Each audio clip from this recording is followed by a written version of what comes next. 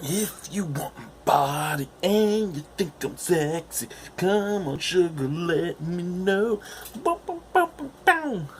Good day, YouTube, and welcome to another episode of the Albino Rhino Beer Review. Today we're looking at another beer from Niagara College. This is Beer 101.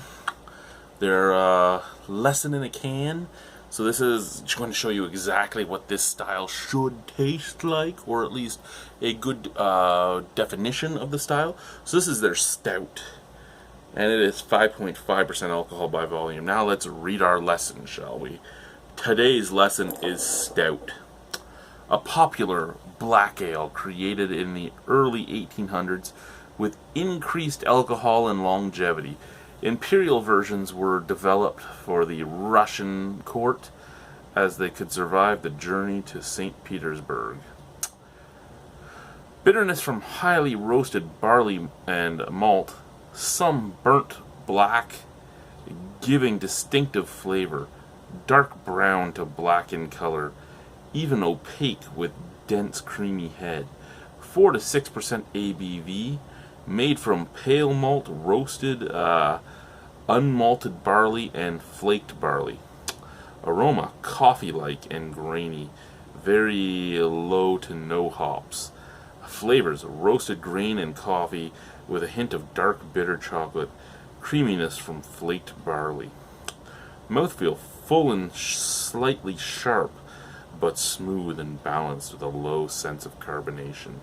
And it should pair with oysters, stinky cheeses, and beef and rich chocolate desserts. Stinky cheeses. You get some of that Limburger. Get some of that Limburger. Alrighty, what should we drink our Stout in today?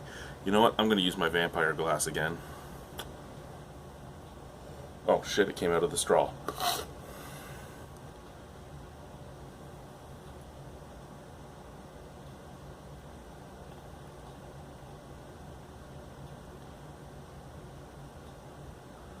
The head's going up the straw.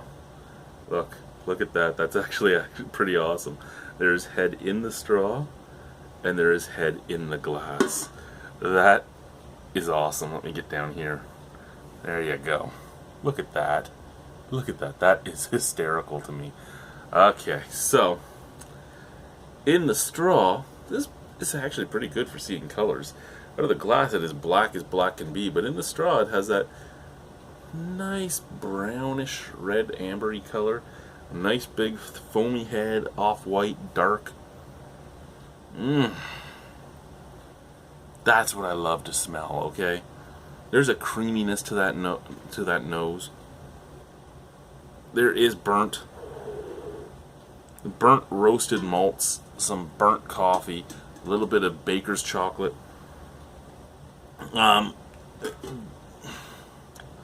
Almost a tiny bit of caramel sweetness.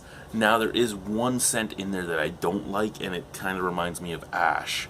Now, hopefully it doesn't taste like that. I get that on some smoked beers, and I do get it on some stouts and stuff too, and I'm hoping that I don't get that ashy taste, because ash is not something I like. Now, when I've been using the vampire glass, I've been drinking out of the glass and out of the straw to see the way that flavors are different, because they are different. Which one should I do first? You know what, I'm going to do the glass first, because the straw kind of worries me with the burnt smell.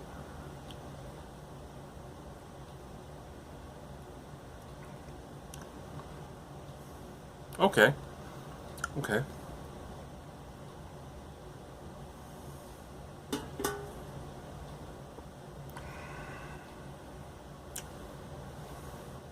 So, creamy mouthfeel, creamy flavor.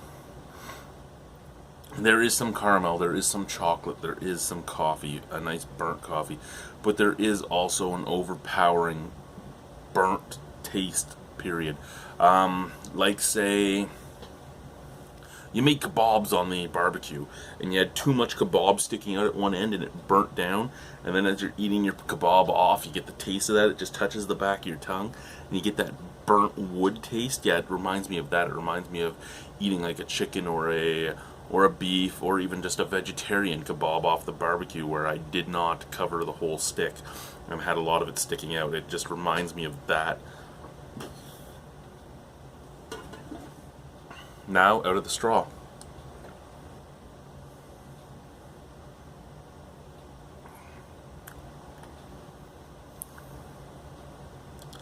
Yeah. Yeah. Out of the glass.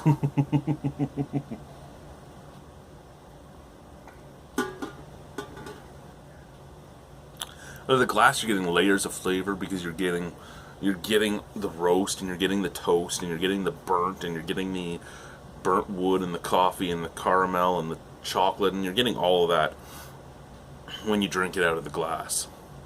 When you drink it out of the straw, you're basically just getting the burnt and nothing else. So that ain't what I want. I have tears in my eyes from doing it through the straw.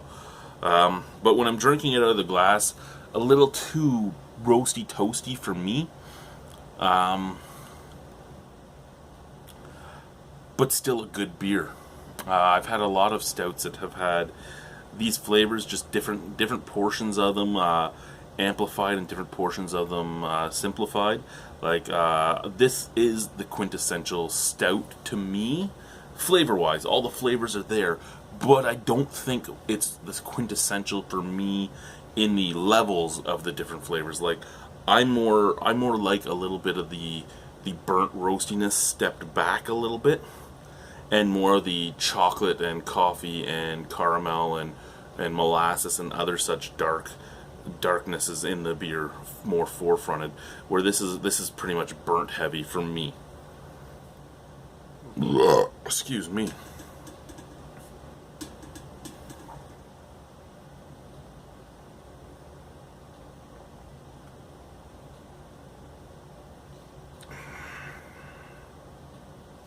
That being said, I'll give it a 6.75.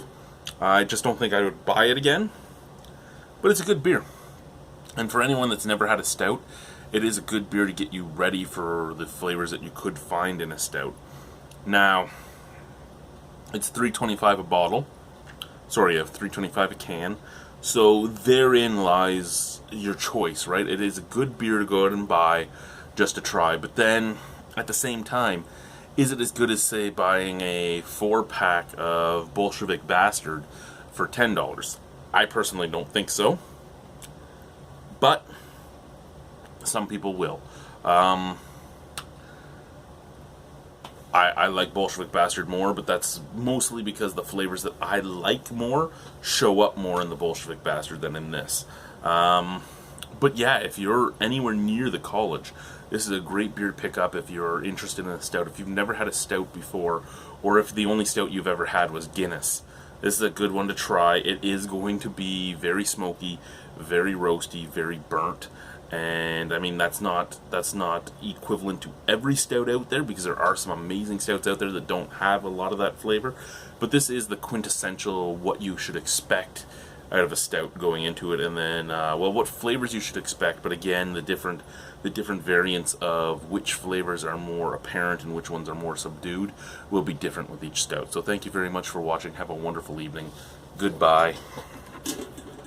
Bye-bye.